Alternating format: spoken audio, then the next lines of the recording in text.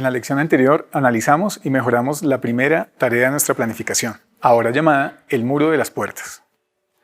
En esta lección analizaremos y presentaremos una propuesta de mejora de la segunda tarea que seleccionamos para nuestra planificación.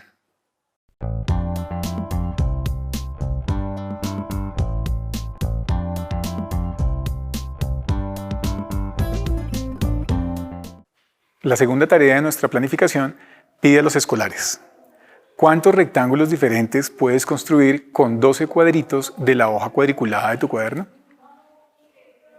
Iniciemos el análisis de la tarea revisando la información inicial. El texto de la tarea presenta la solicitud explícita de determinar una cantidad de figuras con una condición particular. En el contexto de la tarea es matemático y se refiere a una situación relacionada con la construcción de un tipo de figura geométrica a partir de una unidad de medida concreta.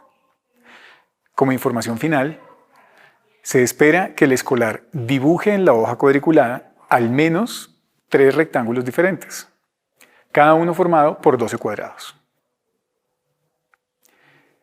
Como posibles estrategias de solución, podemos empezar identificando que la unidad de referencia para dibujar un rectángulo es un cuadrado de la hoja.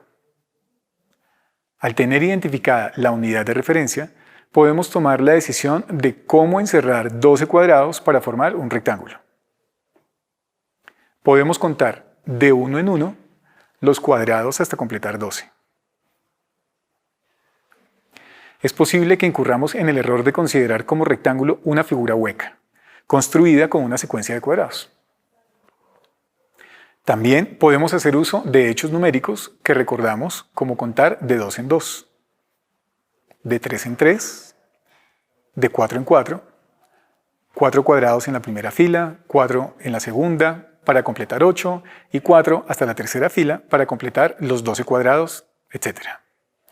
Otra estrategia puede ser contar 6 cuadrados de 2 en 2 y hacer uso de otro hecho numérico. 6 más 6 es igual a 12. De esta manera, podemos obtener un rectángulo con las características solicitadas. Podemos identificar que no puede construirse un cuadrado porque la cantidad de cuadrados que se usa para construir el rectángulo no permite obtener lados iguales.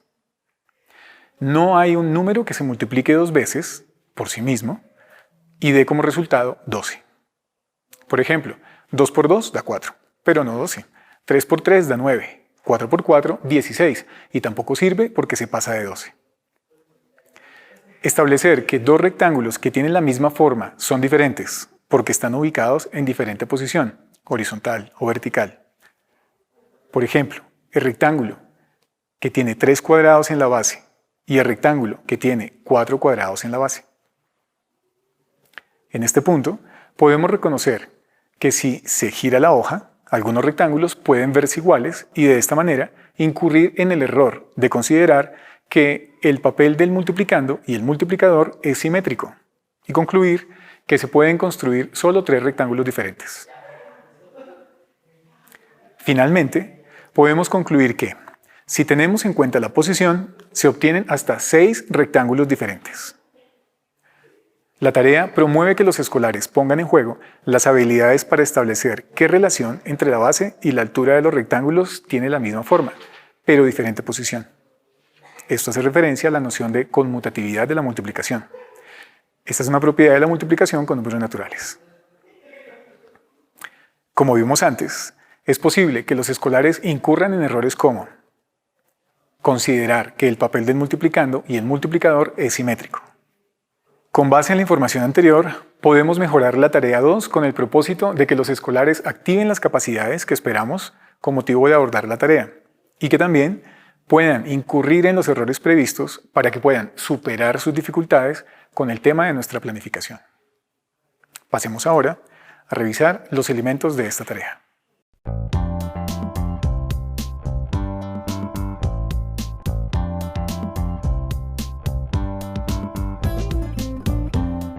A partir de la segunda meta de nuestra planificación, identificar que, aunque la multiplicación con números naturales cumple la propiedad conmutativa, el papel del multiplicando es diferente al papel del multiplicador, y superar errores como usar unidades que no corresponden a las cantidades que resultan de dicha multiplicación. Revisemos los elementos de la segunda tarea y hagamos algunas modificaciones. El primer elemento son los requisitos. Los requisitos se ajustan a nuestra planificación. Recordemos que para abordar esta tarea, los escolares deben saber dibujar rectángulos, diferenciar la altura y la base de figuras rectangulares y conocer diferentes estrategias de conteo. En la formulación de la tarea, agregamos un contexto para que el escolar vea la necesidad de construir diferentes rectángulos con una unidad de medida concreta. La formulación de la tarea es la siguiente. A las casas que ves en el dibujo les hacen falta sus ventanas. El arquitecto quiere diseñar las ventanas con 12 cristales cuadrados, pero quiere que las casas tengan ventanas con diferentes formas rectangulares. ¿Cuántas ventanas rectangulares diferentes crees que puede hacer el arquitecto con 12 cristales cuadrados? Usa los papeles de colores que te dio el profesor para construir todas las ventanas que puedas. Dibuja las ventanas que encuentres en tu cuaderno.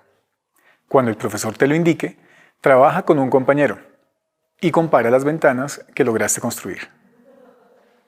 Junten los diseños que son diferentes. La comparación de las ventanas les permitirá a los escolares identificar la relación entre la altura y la base del rectángulo como la noción de la propiedad conmutativa en la multiplicación. De esta manera, es posible que cuando el estudiante realice tareas rutinarias que implican esta propiedad, tenga un referente de una situación que le dio sentido a dicha propiedad. Los materiales que sugerimos para modificar la tarea son 12 pequeños cuadrados de papel de colores, que los estudiantes pueden recortar de una plantilla previo a la tarea. La formulación de la tarea impresa y los útiles escolares. Los papeles de colores le permitirán al escolar identificar con claridad las diferentes configuraciones de las filas y columnas de las ventanas. Con respecto al agrupamiento, la interacción y la temporalidad de la tarea, la nueva tarea se distribuye en 4 fases. En la primera fase, el profesor presentará la tarea y explicará a los escolares que deben construir ventanas con formas rectangulares. En la segunda fase, los escolares abordarán la tarea de manera individual. En la tercera fase, los escolares trabajarán en parejas para comparar los dibujos de las ventanas que lograron construir. Algunos diseños pueden incumplir la condición de ser rectangulares o tener más o menos cristales. Esos diseños tienen el propósito de generar un momento de discusión en torno a las reglas que usaron los escolares para que las ventanas cumplieran con las condiciones. La modificación en el agrupamiento puede generar una generalización porque se le pide al escolar que compare la cantidad de ventanas que obtuvo con la cantidad de ventanas que logró un compañero. La generalización se refiere a que no importa la posición de la ventana que se construyó, los rectángulos que aparentemente son diferentes están construidos con los mismos 12 cuadrados. Esta generalización puede llevar a que los estudiantes identifiquen la noción de equivalencia entre diferentes multiplicaciones. Por ejemplo, que ventanas construidas con un cuadrado por un lado y 12 por el otro tiene la misma cantidad de cristales que una ventana de 3 por 4 o una de 6 por 2 o una de 2 por 6. La tarea permitirá que los escolares incurran en los errores relacionados con las dificultades con la comprensión de los problemas. Por ejemplo, al considerar que una ventana que tenga 3 vidrios en la base y 4 vidrios en la altura es lo mismo que tener una ventana que tenga 4 vidrios en la base y 3 vidrios en la altura, los escolares estarán asignando un significado simétrico al multiplicador y al multiplicando. Una ayuda para este error es preguntarle al escolar: ¿por qué consideras que una ventana de 4 filas por 3 columnas es lo mismo que tener una ventana de 3 filas por 4 columnas? Los términos filas y columnas pueden ayudar al estudiante a diferenciar el papel de cada uno de los números que intervienen en la configuración de la ventana.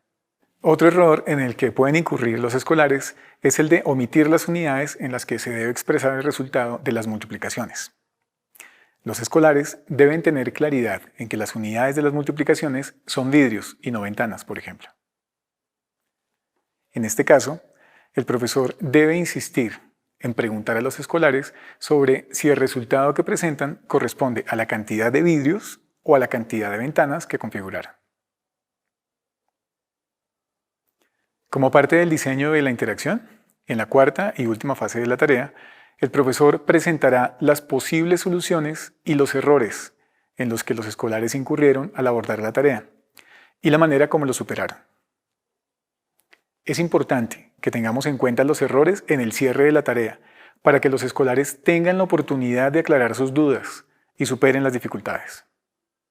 Por ejemplo, podemos tener a mano un cartel con una tabla en la que podamos representar con papeles de colores las diferentes configuraciones de las ventanas.